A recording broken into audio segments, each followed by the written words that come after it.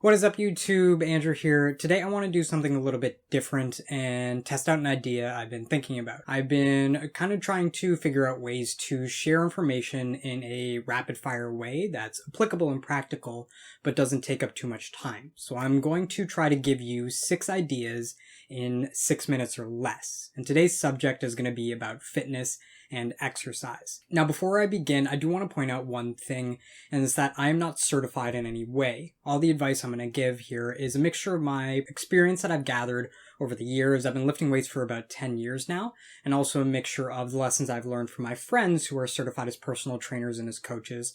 And when possible, I will try to cite journal articles or comments from experienced coaches so you know that what I'm saying has some sort of weight to it. But anyways, let's just jump right into it. First piece of advice is to look at your weekly schedule. So if you're lifting weights or exercising on a regular basis, you want to look at your program based on what you're covering throughout the week. When you look at your programming through the course of the week, you're able to determine what you have to do to make sure your entire body is covered. And then through that, you can determine how many days you realistically need in order to make sure your entire body is covered.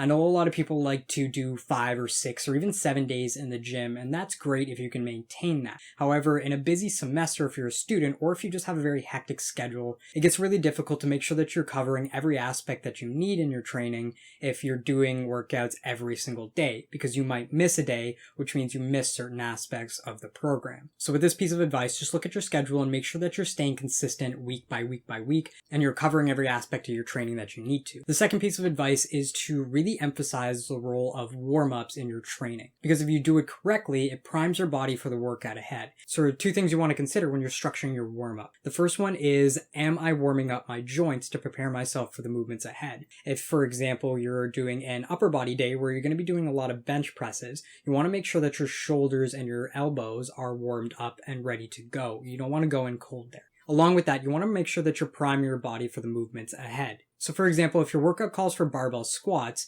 training the squat pattern during your warm-up can be a great help for the squatting that's going to come. Now for tip number 3, we're going to talk about the very dreaded cardio. I know a lot of people don't like cardio. I always seem to avoid it, but it's really important for you to work on. Now thankfully you don't have to step on a treadmill or get on an exercise bike in order to work on your cardio. A great way to condense your workout and get your heart rate up is to do circuits. Now you can design circuits however you'd like, and I'm sure if you Google circuit training, you'll be able to find some different formats for you. My approach is to use about 4 exercises that I cycle, so I go from 1 to 1 to 1 to 1, and then I'll rest for a bit and then repeat the cycle. So this next piece of advice is mainly for the boys, but can benefit all of you. Stretching is sorely underrated. It can be a great benefit in building a healthy body and also working on your range of motion. Now, I try to avoid stretching before a workout because it usually doesn't help. But stretching after a workout or stretching before bed are great times to do it instead. Now, stretching won't solve all your problems, but it's a great place to start in terms of working on your range of motion,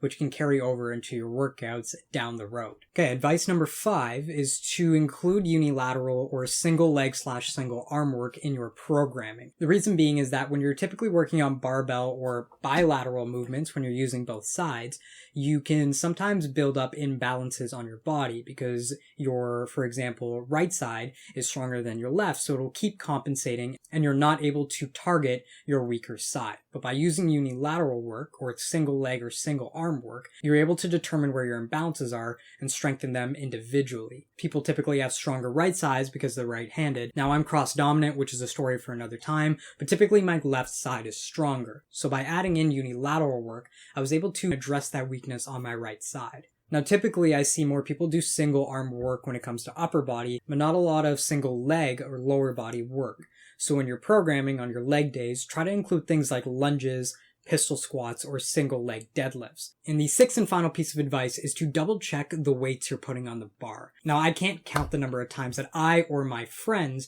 have put on mixed match plates on the bar and ended up with a lopsided weight. At best, it's going to throw you off your game if you unrack the bar and it feels really weird. But the possible problem is that it can throw off your movement and cause you to miss the exercise. And if you're going for really big squat weights or even a PR, you want to avoid missing as much as possible because missing can also get back into your head and cause you to miss even more. So just double check before you step under the bar or pick up those dumbbells and make sure that you're using the right weights. Okay, that's it for me. Those are my 6 ideas. We'll see if I made it under the 6 minutes or not. If I didn't, then I have to work on this next time. And if I did, yay! Let me know what you think about this format. I kind of like it, but I'm curious to hear what you have to say. Also, if you want to take a look at some of the resources that I use when thinking of these ideas, you can check the description. I left some of the links there. If you like this video, leave a thumbs up. If you want to stay up to date with me, you can hit subscribe. And finally, if you have any piece of advice that you like to share when it comes to fitness, leave a comment below because I'd love to hear about it. That's it for me. Happy lifting and have a good night.